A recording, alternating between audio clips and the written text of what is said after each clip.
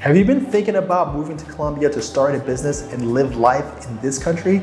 If so, this is the video for you. I'll explain how to navigate this system to legally secure residency and generate revenue while here. I just moved to Colombia myself. In order to employ staff and qualify for residency, I had to properly register my business. The process has been pretty straightforward, and I've secured the assistance of an attorney to help me do it all, including my residency visa. In today's video, I'll recap the steps that I took using an attorney, the associated costs, and provide my overall impressions of the process. On this channel, I discuss living globally along with business hacks in real estate and healthcare, showing you the path so you can do the same. Ultimately, my mission is to motivate people to go out there and live their dreams as I live mine. My name is Carl Pierre, and this is ENTP Life. Many countries have a residency by investment visa program. These programs allow investors and business owners to essentially buy their residency by either investing in real estate, a business that creates jobs, or some government-sponsored financial instrument. In Colombia, you have the options of investing in a business or investing in real estate. Both can put you on a path for citizenship with varying timelines and initial investments.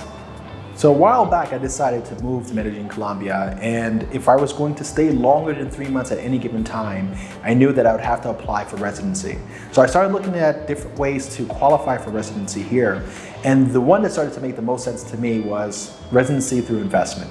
Now, a lot of countries, as I mentioned before, have these sort of programs where you could either buy a golden visa or golden passport or something along those lines. Even in the United States, they have that. When they implemented the Jobs Act, you were able to invest $1 million. I think it's now $1.5 million to invest in the United States as long as that investment creates jobs. If you're able to do that, you're able to buy US residency and eventually put yourself on a path for citizenship. Well, Colombia has something that's similar, and that's what I'm taking advantage of now. Now, since I have business in the United States with real estate, software, home healthcare, and healthcare staffing, I always need additional administrative staff. And I always saw the value in outsourcing staff because, to be quite frank, it's much cheaper than employing people in the United States. Not only is it cheaper to employ people in South America, but I get people who are bilingual, college educated, at a fraction of the cost, and oftentimes they're more qualified than people that I'm hiring in the United States. So I always saw it as a possibility to continue to build on my outsourced team, and that's what I'm doing now here in Colombia. I'm expanding my operations here, and I'm taking advantage of starting a business here and utilizing that business and that investment, which serves my businesses in the United States, to qualify me for residency. To qualify for residency, you have two options with varying amounts and perks. The first I would like to discuss is the method that I chose. So the simplest option to get your residency situated here is to go with investing in a Colombian business. Now, I'm not investing in some sort of stranger's business, I'm investing in my own business. So I had to create a company here and make a cash infusion from the US into the company, buying shares of that company, so that can serve as the seed investment for the entity that I'm setting up here. Now, to qualify for residency, that investment has to be somewhere in the realm of $25,000. It's actually a function of the number of minimum wages times the exchange rate. So it comes out to about $25,000, $26,000 as of today. So when that company is set up, I have to infuse the money, and that infusion gets submitted to the country and allows me to start processing myself for residency here. It shows that there is some sort of long-term interest that I have here, a business that I'm involved in, something that may require me to come here frequently or be here for more than 3 months at a time. The other option requires a larger spend but has its own advantages. Now, the option that I took has its disadvantages because it is a slower and more relaxed version of a residency visa. However, if you want to go directly into residency, you have the option of making a large real estate investment. How large? By their standards, it's $150,000 to $160,000, depending on the exchange rate.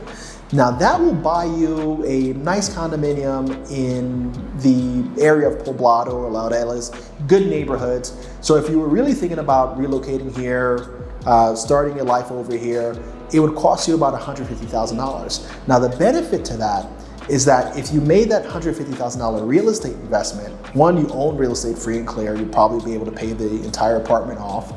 But two, you get residency directly. The version that I went with, I actually have to get a renewed visa every year and show a history of actually employing people and that my company is functioning and I just didn't make some sort of ghost investment. Here, once you make that larger investment and you buy property, they know that you're for real about living here, so they bypass that annual renewal and put you on the fast track to residency. The benefit to that is that once you have that residency status, you then qualify for citizenship a lot sooner. So if you really want to become Colombian, that would be the pathway for you. The process to start a business, have it registered, and set you up for residency is pretty direct. However, it's important to know the nuances. Considering that I barely speak Spanish, I wanted to work with someone who was proficient and experienced in this space, and I actually found an American expat attorney who functions in this particular area. His entire focus is on getting visas, and he knows that you could get visas through investment, and he's handling my entire process. But to give you a rundown as to what that process is, first you have to register your company in this country. And to register your company, what you need to do is pick a name that already isn't in use. So my company's name is ENTP Life. I figured I'll just use that as the company name. And obviously that wasn't being used by anybody else here in Colombia, and it was available. So after it was decided that it was available and that was going to be the name, we decided to set up as an SAS, which is more or less the equivalent of like a US corporation. So once I have the name approved, you go to the Chamber of Commerce, you apply for the corporation, you file your articles of incorporation, that sort of thing, and you get your official registration. Along with that registration, you get what's called an NIT, or the equivalent of a tax ID number. That is a local tax ID number. You then get that tax ID number in that local registry, and you submit on a federal level to get what's called the RUT, or the root. And that becomes like your federal tax ID number. So there's like a local business registry number and then your official countrywide tax ID number. Once those things are settled, your company is real and legit. You're gonna need to then open a bank account. And in that bank account, you're gonna have to make a cash infusion buying of shares. Now this process is a little lengthy because you have to kind of go through a background check, make sure that you're not laundering any money, that the money is clean and legit. And then the bank will contact you to approve the documents that you submitted, your tax returns, proof of income, where did you source the capital from, all of that. You'll submit that to the bank, they'll review it, and then they'll give you the green light for opening an account. At that point, you're gonna make that investment, that infusion, that purchase of shares in that entity that you created, showing the paper trail that you made that investment. That paper trail has to then be submitted to the country or the residency department, I don't even know what it's called, but it has to be submitted to this particular agency that will review, again, whether or not you're legit, you're not a criminal, you're not moving drugs between the United States and Colombia.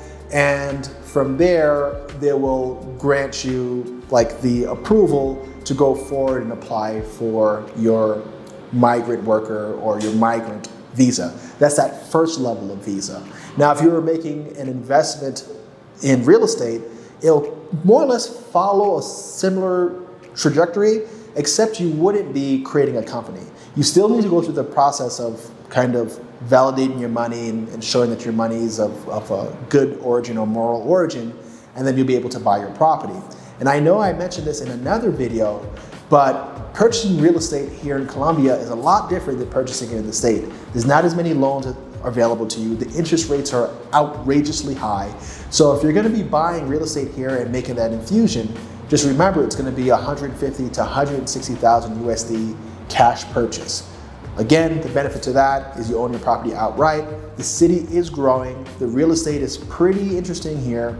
It's well constructed, nice buildings, doorman, pool, you name it. You could get a really nice piece of property here for that price and pretty much buy your way into citizenship.